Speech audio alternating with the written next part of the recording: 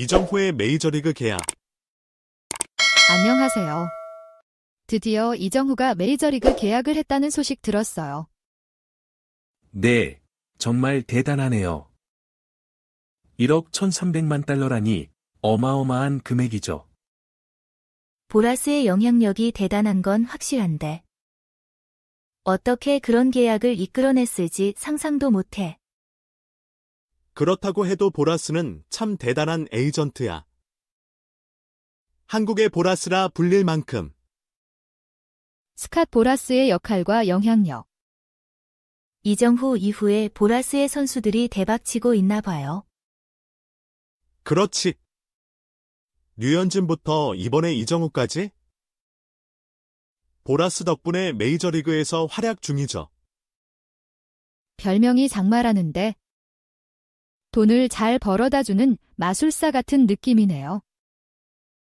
에이전트로서의 영향력이 정말 대단하다는 걸 또 한 번 느꼈네요. 이정후의 계약 협상과 보라스의 전략. 이정후의 계약 협상의 시작은 1억 달러부터였다는데. 정말 재밌는 이야기네요. 그렇게 높은 몸값에서 시작해서 성공적인 계약을 이끌어낸 보라스의 협상 능력에 경의해야겠어요. 국내에서도 1억 달러는 높은 값이라는 얘기가 많았지만 보라스는 그 이상을 끌어내는 거네요. 보라스는 정말 협상의 달인인 것 같아요. 이제부터 빅리그 구단들이 좀 당황해할지도 몰라요. 보라스와 구단들 간의 갈등. 최근에는 보라스와 구단들 간의 갈등이 생겼다고 하던데 웬일인지 궁금하네요. 아마도 보라스의 높은 연봉 요구 때문에 구단들이 당황한 모양이겠죠. 그래. 보라스의 벼랑 끝 협상 전술이 구단들을 짜증나게 만들었나 봐요. 시카고 컵스 톰 리케츠 구단주는 보라스와 대화하지 않겠다고 선언했대요. 정말 심상치 않아요. 이정후의 현 상황. 어쨌든 이정후는 계약 성공으로 메이저리그 무대에 오른 건 큰 일이에요. 맞아요. 이렇게 상황이 급변하는 가운데 이정후는 정말 다행이에요. 이제는 샌프란시스코에서 활약할 텐데 기대가 되네요. 네. 앞으로의 이정후의 활약이 기대됩니다. 이정후의 메이저리그 입성. 안녕하세요. 이정후가 메이저리그에 입성했다고 들었어요. 네, 정말 대단한 소식이죠. 1억 1,300만 달러의 샌프란시스코 자이언츠에 입단했다는데 이제 그는 팀의 최고 연봉자로 활약하고 있다고 하더라고요. 스프링 캠프에서도 한번 타자로 나가는 모습을 볼 수 있겠네요. 그런데 방망이를 돌리기 전에 옆구리가 결린다고 시범 경기 개막전은 제외된다고 해서 놀랐어. 귀한 몸, 대접받는 모양이야. 이정후의 대접과 역할. 이정후가 세부적인 부분까지 신경 쓰고 귀한 몸 대접을 받고 있다더라고요. 맞아. 팀에서 이렇게 기른 선수에게는 기대가 크겠지. 프로는 받은 만큼 보여줘야 한다는 압박이 있을 텐데. 어쩐지 그의 플레이를 보면 책임감이 느껴지더라고요. 방망이를 휘두르기 전에 옆구리를 먼저 챙기다니.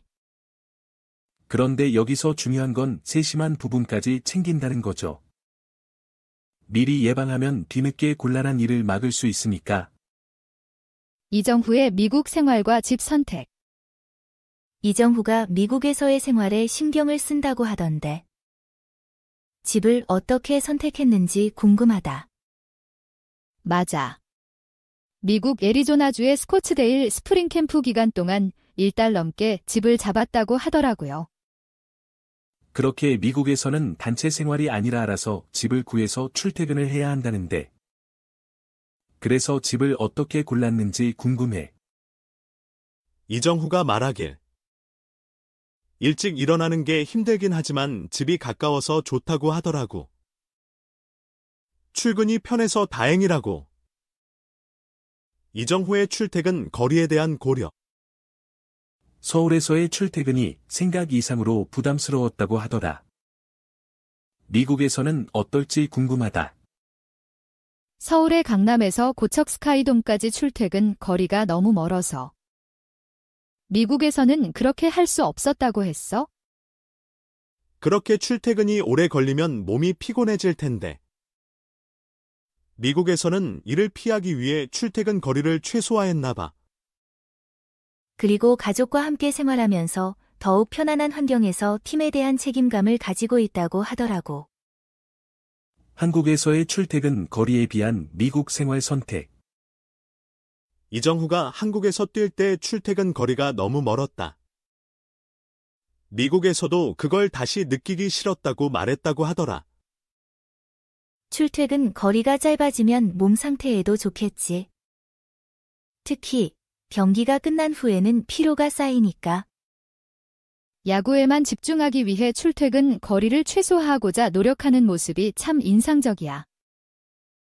그래. 몸이 재산인 프로 선수에겐 편안한 환경이 더 중요하니까. 이렇게 하면 팀에 더 많은 기여를 할 수 있을 거야. 뉴스 주제 및 배경 소개. 안녕하세요, 여러분.